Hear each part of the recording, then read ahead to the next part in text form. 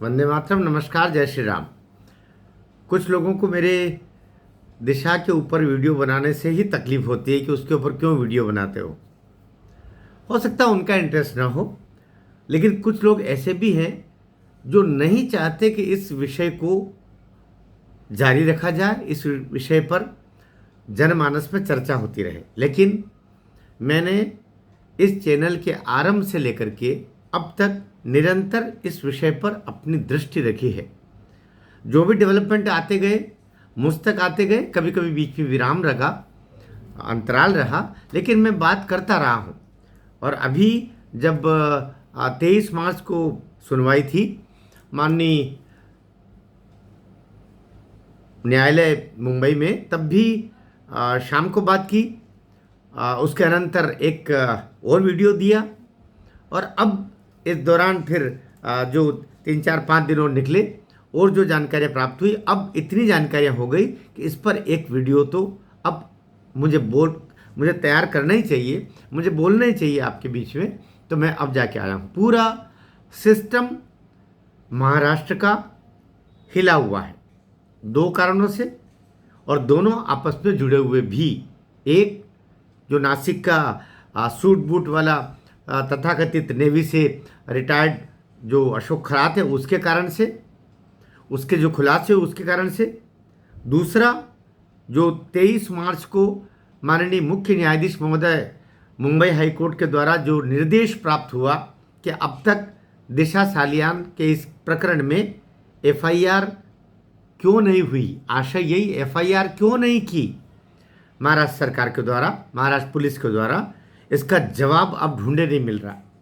ये भले ही अपना बहाना की तरह बोल रहे कि ये तो धारा 174 के तहत हमने इसको लिया था, लेकिन और धारा 174 में तो हम लेते रहते हैं, देते रहते हैं, इसकी कोई रिस्पॉन्सिबिलिटी पुलिस की बहुत ज़्यादा होती नहीं है।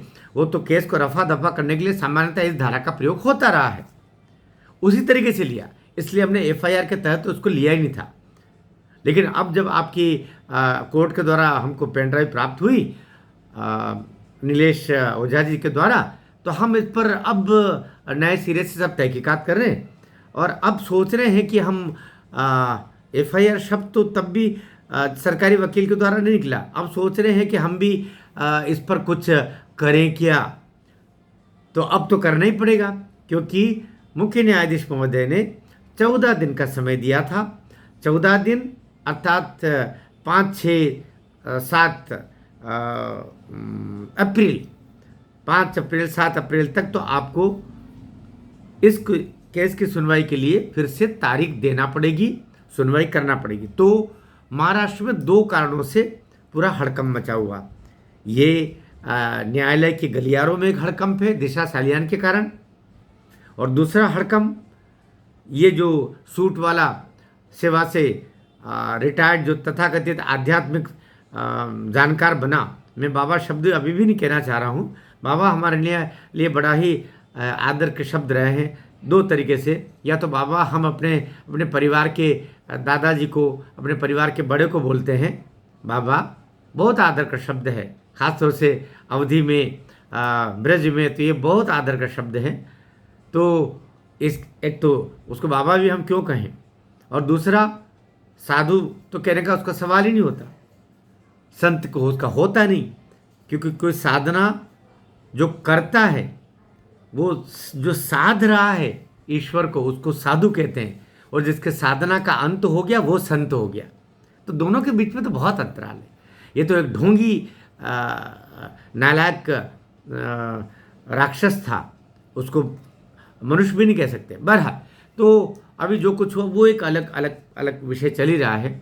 अभी के केस में, दिशा सालियान के केस में, पूरी महाराष्ट्र सरकार, बेचारे महाराष्ट्र में तो अभी देवेंद्र, बेचारे शब्द भी बोल रहा हूँ मैं, देवेंद्र फडणवीस दिशा सालियान के केस को निपटे, उसमें अपने ओपिनियन दे, क्योंकि उसका लेना एक करें देना दो का जैसी स्थिति है।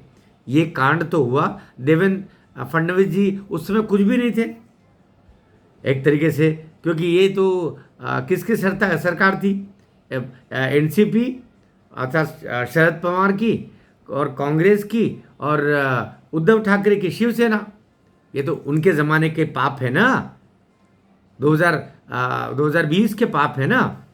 तो उसके बाद तो बहुत परिवर्तन आ गया ना। उसके बाद तो दो दो मुख्यमंत्री बदल गए, एक नाथ शिंदे जी भी आ गए, देवेंद्र फडणवीस जी भी आ गए।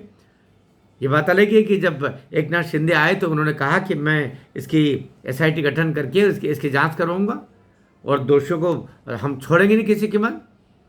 लेकिन उस समय पुलिस विभाग देवेंद्र फडणवीस के पास था, एक नाथ शिंदे भले ही मुख्यमंत्री थे। बाद में देवेंद्र फडणवीस खुद मुख्यमंत्री बन गए, लेकिन पुलिस विभाग फिर उन्हीं के पास में। तो बहुत कुछ होकर के भी बहुत कुछ नहीं हुआ। लेकिन अभी मुख्य न्यायाधीश महोदय मुंबई के द्वारा जिस तरीके से चाबुक चलाया जा रहा है, उसके बाद में एसआईटी जो बनी हुई थी वो भी दौड़ भाग में लग गई है, जांचों पे लग गई है। अब समझ में नहीं आ रहा दरअसल क्या है। एक पेंच की बात कर रहा हूं आपसे, एक पेंच की बात। जिन पुलिस अधिकारियों ने धारा 174 के तहत सारा काम किया, वे भी तो थे तो पुलिस वाले ही। और अभी जो पुलिस वाले कर रहे हैं, जो भी एक्शन ले रहे, whatever action they are taking before this case, तो अब भी करना तो वही पुलिस ही कर रही ना। और घुटना पेट की तरफ मुड़ता है, ऐसा कहा जाता है। तो अब जब भी कुछ बात होती है तो वो पहले अपने वाले लोगों को सूचनाएं भी करेंगे, बचाएंगे। इसलिए पुलिस विभाग भी दो हिस्सों में बटा हुआ, अच्छी पुलिस और बुरी पुलिस। कहते हैं ना कि अच्छे मनुष्य होते हैं, बुरे मनुष्य होते हैं, और लेकिन कुछ न्यूट्रल भी होते हैं जो कभी अच्छे हो जाते हैं, कभी बुरे हो जाते हैं। कहते हैं ना मनुष्य की भी मनुष्य ही है जो कभी दानव होता है, कभी देवता हो जाता है। जब हम बुरा बुरा सोचना शुरू कर देते, बुरा बुरा करना शुरू कर देते, तो हम दानव होना शुरू हो जाते हैं। और हम भी कभी कभी बहुत ज़्यादा शुचिता और बहुत ज़्यादा पवित्रता के साथ में बहुत मनुष्यता के लिए श्रेष्ठतम काम करना शुरू कर देते हैं, तो हम ही देवता होना शुरू हो जाते हैं।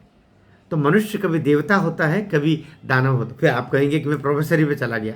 तो अभी ये केस पूरी तरह रंग पर है। दिशा सालियान का केस, जिसको लोग कहा करते थे कि ये तो कभी इसका निर्णय निकलेगा ही नहीं, अभी भी ऐसा लोग कहते हैं। लेकिन अब आप नोट कर लीजिएगा, इस केस का निर्णय भी होगा, और निर्णय आदित्य ठाकरे की फांसी के लिए होगा। समय थोड़ी सी और प्रतीक्षा कीजिएगा। भारत माता की जय।